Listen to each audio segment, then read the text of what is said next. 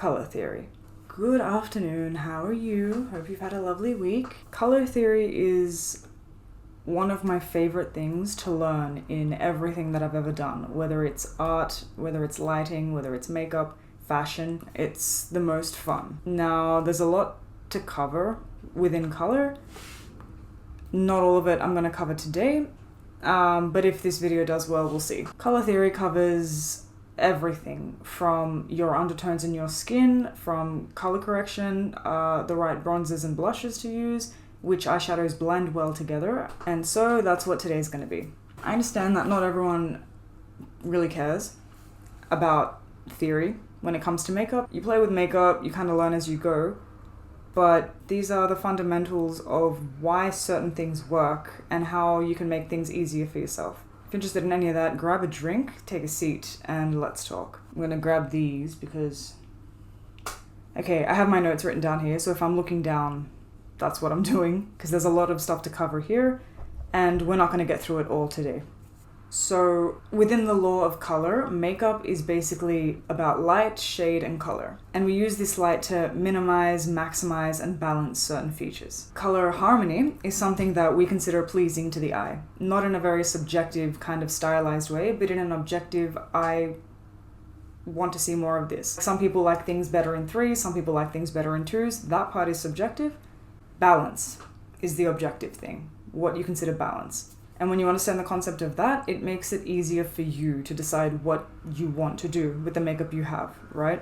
So I'm sure everyone knows about the color wheel. Everyone's been to primary school, everyone's been to high school. In your color wheel, you have your 3 primary colors, your reds, your blues, and your yellows. Your secondary colors, which is your oranges, your greens, and your purples. And your tertiary colors, which is like your lime yellow, your red orange, your kind of mauve colors. Everything kind of resolves back to that with everything that you do. As well as complementary colors, which are opposites on the color wheel. So like blue and orange, or yellow and purple, or red and green, for instance. These are all complementary colors or opposites on the color wheel. Neutral colors like beiges, bronzes, all kinds of skin tones, they're not found on the color wheel because they are combinations of 2 complementary colors.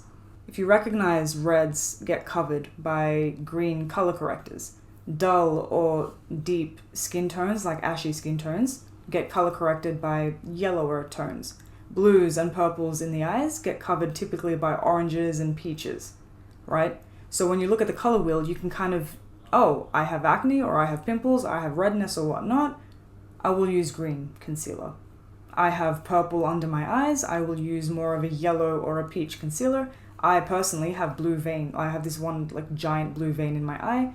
On that part of my eye, I blend out some deeper orange concealer, and that kind of corrects that. And that all traces back to the color wheel. When we think about color value, we're looking at tint, tone, and shade. Tint is when you add white to lighten a color. So what you do when you do a cut crease or a semi-cut crease and you add that lighter shade of concealer before you add color. This typically brightens the color and makes it very opaque, right? Tone is adding gray to a color. To darken a tone, basically this is what you blend to make it deeper and deeper.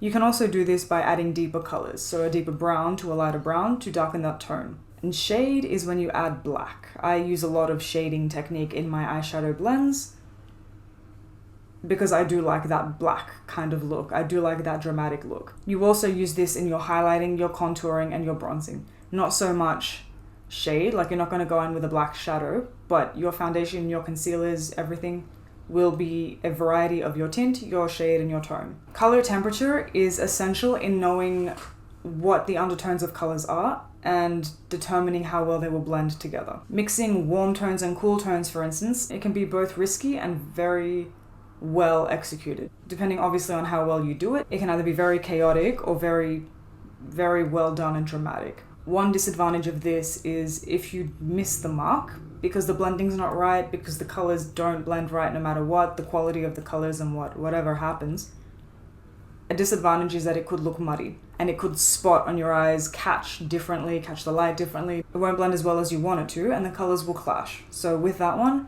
you do have to kind of play around with what works and what doesn't work. A lot of things do work though. So it's not a be-all, end-all, don't mix your temperatures. You have to find the right temperatures and the right colors to mix. But if you're using a green and a pink and you're trying to blend them, you'll notice that they don't really blend. They kind of blend in this weird muddy way.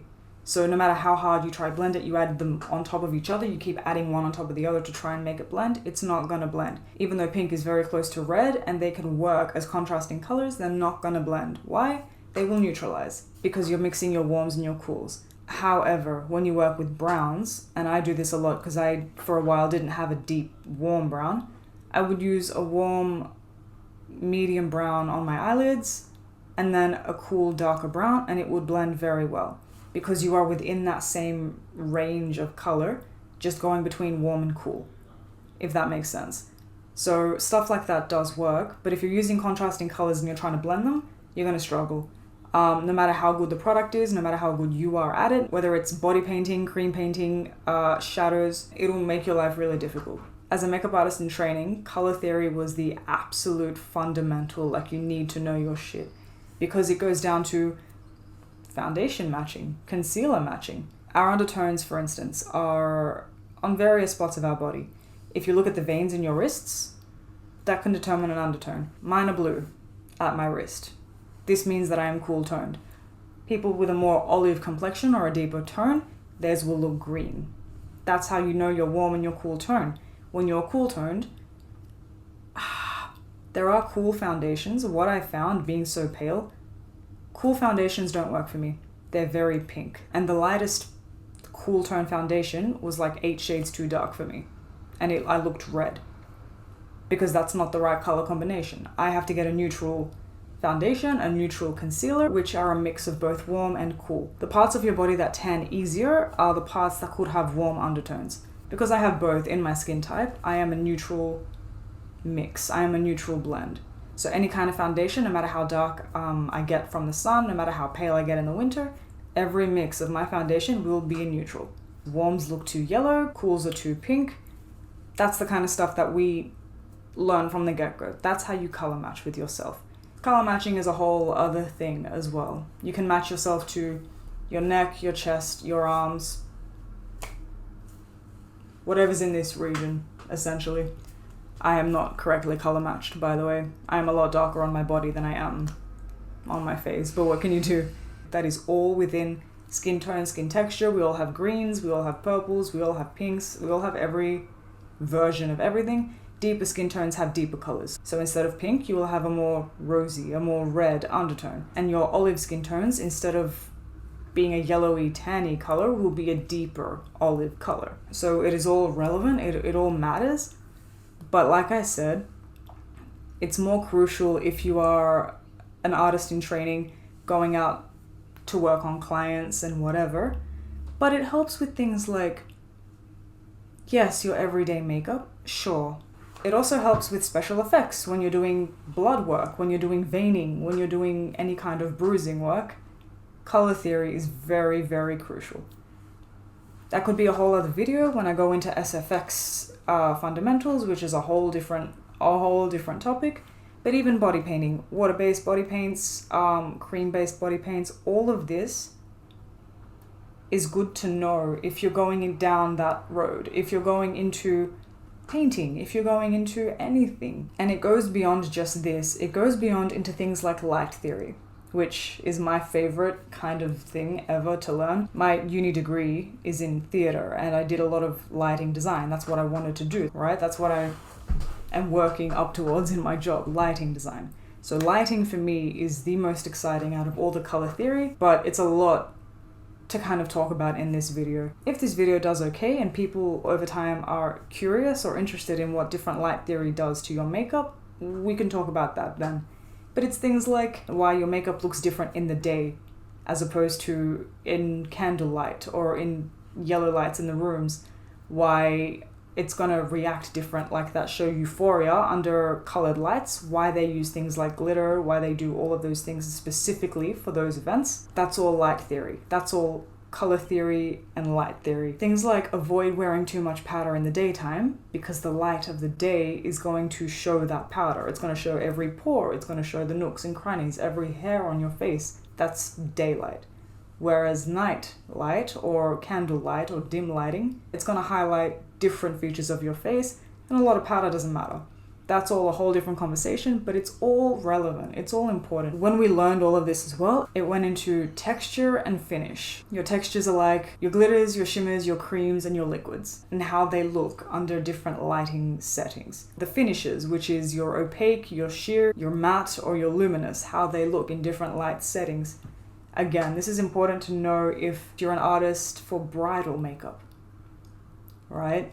The bride, in the day, she's not going to want to be too powdered. You're going to see everything on her face. Every angle she has will become unflattering because the sun, the powder, the shading, the light, the tones, the textures are going to show. So a bridal makeup will be very different in the day to how it is at night. And a lot of artists, what they do is they will sell kind of like a powder, a compact powder, and say when it's night, when you're in this lighting, you can start to apply this product. It is a powder product. It will mattify any kind of shiny you have. If you don't want any shiny, that works under that lighting, for example. All of these things become very, very relevant if you're going down that road. If you're not, and you're just playing with makeup for the hell of it, that's okay. That's fine too. But for anyone who is interested about color theory and light theory and how to kind of improve your understanding about makeup as an entirety, that's why I'm making this video. And that's why if this video does well, I will make the next video that goes into fluorescent lighting, incandescent lighting, evening lighting, daylight, all of these different things. Because every different thing as well, it's like bright colors are going to stand out in this lighting, but the reasons to avoid them under this lighting are A, B, and C. Every combination has its advantages and disadvantages, and what my goal is trying to help you understand how to bring out the best in your skill, how to bring out the best in your features, and light theory and color theory are a very good start. So if you come across this video and this stuff interests you, if you're an artist from any other field, or if you're learning makeup, you want to learn makeup, I can make a more in-depth video. I can make a video about light theory as well. I'm going to put this in my Back to Basics series. So if you haven't seen my other videos, please check those out. So far, I've only got 2 videos up there. I talk about determining your face shape and identifying your face shape and how to wash your brushes properly and affordably. So if that kind of stuff interests you, please go check that out. I would love to know what people want to learn about makeup, because there is a lot. And as we go through all of these, one day I'm going to start talking about the fundamentals of special effects and prosthetics, the fundamentals of body painting. That's when color theory is going to come in handy, and that will be in this playlist. I hope in any way this information was at least interesting, if not useful, because I know it's not going to be useful for everyone. Some people just play with makeup because they can, and that's fine too. That's what I was doing before I learned, everything else, and it still worked. I still liked the way that I looked, and I didn't know anything about makeup color theory. I'm looking at my notes now, and I feel like I've sped through everything, and everything is just a very vague, like, color value and move on kind of thing. So, yeah, if this video is an interesting topic to anyone over time, I will be more than happy to make anything more in depth. But again, I hope this video was in some way interesting. It is a fundamental part of makeup, so it would be rude not to add it, If you learned something new today, please leave this video a like. It lets me know what works and what doesn't work, because I am at the start of my channel. And if you're interested in learning about the fundamentals of makeup, the basics of makeup, as well as tutorials and more things to come, please consider subscribing. But that's all from me today. I hope you have a lovely week, and I'll see you in the next one. Bye.